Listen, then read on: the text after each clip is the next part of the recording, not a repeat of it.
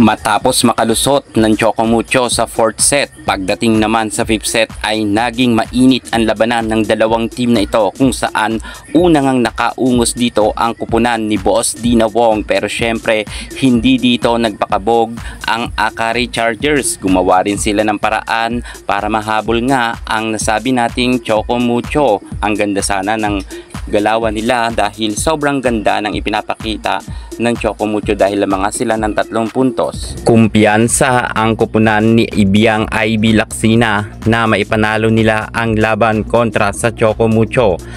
Superstar na si Cici Rondina pinagtulungan ng Akari star players kagaya nga ni Nisperos, IB Laksina at ni Elis Soyod. Idagdag mo pa dyan si Soltones. Sobra sanang ganda na ng galawan sa loob ng court ng Choco Mucho, ngunit nagkaroon nga sila ng sunod-sunod na error pagdating sa duluhan na laban. Sayang nga ang 3 puntos na kalamangan ng Choco Mucho sa Akari. Pagkatapos mag-time out ni Coach Taka Minowa ay hindi na nga dito nakaporma pa ang Choco Mucho.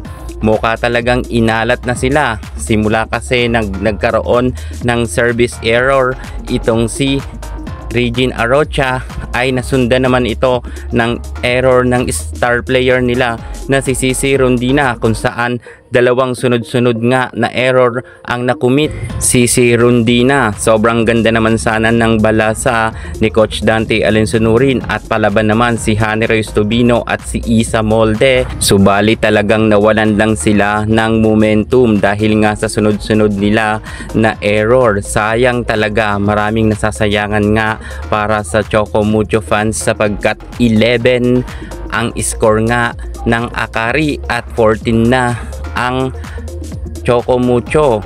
Pero kahit sabihin natin na sobrang lamang na lamang nga at nasa set point na ang Choco Mucho, ay naging kalmado pa rin dito ang kupunan ni IB Laksina at hindi sila nagpatinag. Sa halip na marater sila, ang ginawa nga nila ay nagtulong-tulong para maungusan ang Choco Mucho. At nangyari naman ito, si Faith Nisperos ay nag-level up nga ang galing pagdating sa duluhan na laban, kung saan si Faith Nisperos nga ang tumapos ng 2 puntos matapos nga na sumabit sa kamay ni Boss Dina Wong sa block touch. Ay eto na nga, tinapos na ni Faith Nisperos sa kanyang powerful attack, kung kaya nagkaroon lamang ng score ang Akari ng 16 at 14 nga ang Choco Mucho. Napako na ang Choco Mucho sa score na yan. Sa kasalukuyan sa semifinals ay nasa number 1 standing ang Choco Mucho dahil sila pa lang naman ang naglaban.